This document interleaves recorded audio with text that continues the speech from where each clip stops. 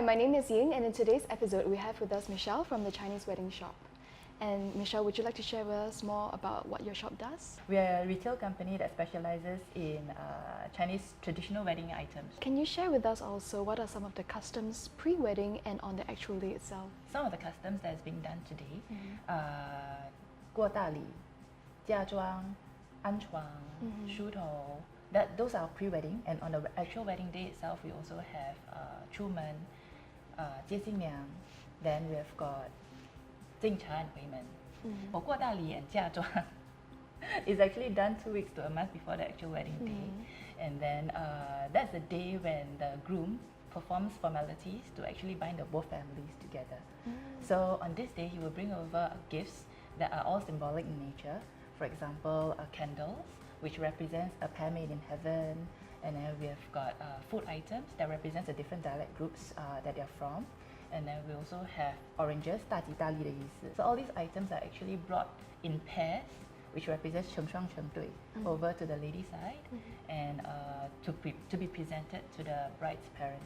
And then we have got 嫁妆. The lady side, the bride's parents will actually prepare 嫁妆 for their daughter. And all these items inside are actually daily necessities for them to start a new family with.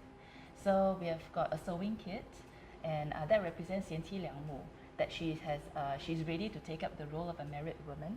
And then we have got the baby prosperity set, which is your spittoon, your baby bathtubs, and all this represents having bright children and having a prosperous life in the future. And then we also have towels, 白头到老的意思, and a tea set and a bowl set will also be given to the couple, and these will be used on the wedding day itself for the tea ceremony and for them to 吃汤圆. Yeah, the bowl sets actually represents abundance. Yeah. And then we have got chopsticks, 快快生子. Oh yeah, and mini wooden clocks, which are mini. Last time you used to have to wear them, the actual sized ones. Nowadays it's mini ones, and they actually represent 步步高升. Yeah, progress in career. The actual wedding day itself, before that, we have got 安床. 安床 is actually a day when it's actually done the night before the wedding normally, and it's the groom's parents will actually set the bed for the couple.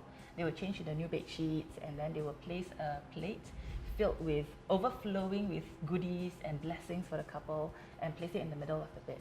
And then we also have 梳头, which is also done either the night before the wedding or on the day itself. Other than that, 聘金 is also under 过大礼. For 聘金, right, this is a question that we are asked every day, and it's the only question that we don't have a direct answer to. For 聘金, there is definitely a market rate, but it's in the thousands.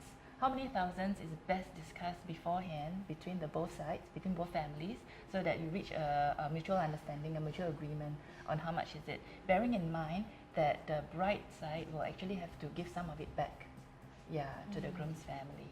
It's best discussed, an amount is best discussed beforehand, unless the bride's family really have zero amount, really don't have any figure in their mind at all. If not, it's best to have a predetermined figure. Yeah.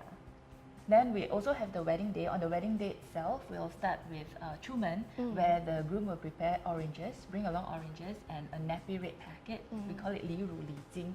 It's also a 养育之恩红包 to present to the bride's mother. So upon reaching the house, he will actually honk a few times, and then the bride's brother will come out with 2 oranges to welcome him. And then they will proceed to go upstairs, and then they will do the gate crashing, and then he will fetch the bride to his house, and where they'll have a tea ceremony. So after the tea ceremony, the bride will actually change into a tea dress. This changing of outfit actually represents the passing of 3 days, so that she goes home on the 3rd day. So 三朝回门 is actually this changing of outfit nowadays. And then she will actually go back, and this is called 回门, and have the tea ceremony at the bride's house. So what is actually the meaning of gatecrashing? It's actually a ceremony whereby the groom will go through a lot of obstacles set by the bride's 姐妹, which are her sisters, are the gatekeepers, so that he has to go through the obstacles so that in order to fetch the bride. This actually represents the bride's family's love for their daughter. Yeah, their unwillingness to marry her off because she's a beloved family member. So what are some of the practices that nowadays couples do not do anymore, but they used to be very popular in the olden days? Last time, even before 过大礼, there is this day where the groom's parents will actually go to the bride's house to 提亲. So this is nowadays it's done in a form of like a food tasting day where they meet in the restaurant or the hotel where they're going to have the wedding and they will taste the food together. Thank you so much for watching this episode, and we thank Michelle for being here with us today. Thank you so much, Michelle. Thank you for having me here. For more of such episodes, remember to stay tuned to the Blissful Brides YouTube channel and our Facebook page.